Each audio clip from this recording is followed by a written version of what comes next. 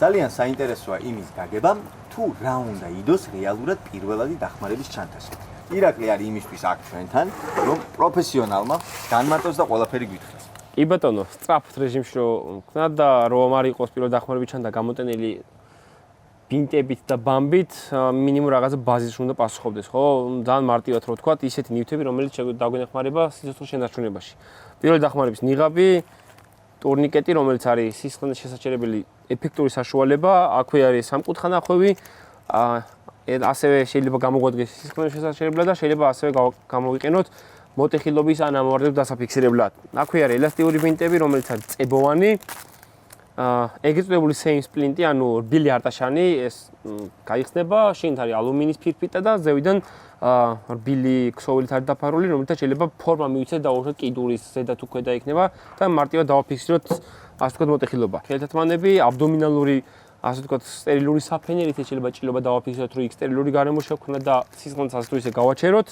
აქვე მოდის თერმოპლედი, რომელსაც შეუძლია რომ ადამიანი გადახურება გადაცემისგან დაიცვას, ხო? მოგიხსენებათ შემოვაფარებთ ამას და მარტივად დავუშვათ ადამიანს.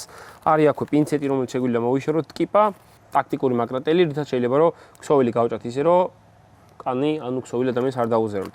აქვე არის სასტენი, არის პედები, ძალიან ბევრი სტერილური ბამბა, თვალის საფენები, ძალიან ბევრი ისეთი საშუალება, რითიც შეიძლება რომ გავაჩეროთ სისხლენა. ჩვეულებრივი მოდი ასე დავარქვათ ლეიკოპლასტირები, რითიც შეიძლება რომ მინიმალური ჭრილობები შევახვდეთ და აქ არის ალკოჰოლური, ანუ პედები, რითიც შეიძლება რომ გარემო გავასუფთავოთ. აქვე არის ანტისეპტიური საშუალებები, რითიც შეიძლება რომ ასევე მოვასუფთავოთ უშუალოდ ჭრილობა და უკვე საფენები, რითიც შეიძლება რომ დავაფიქსიროთ სტერილურად, ასე ვთქვათ, ჭრილობა.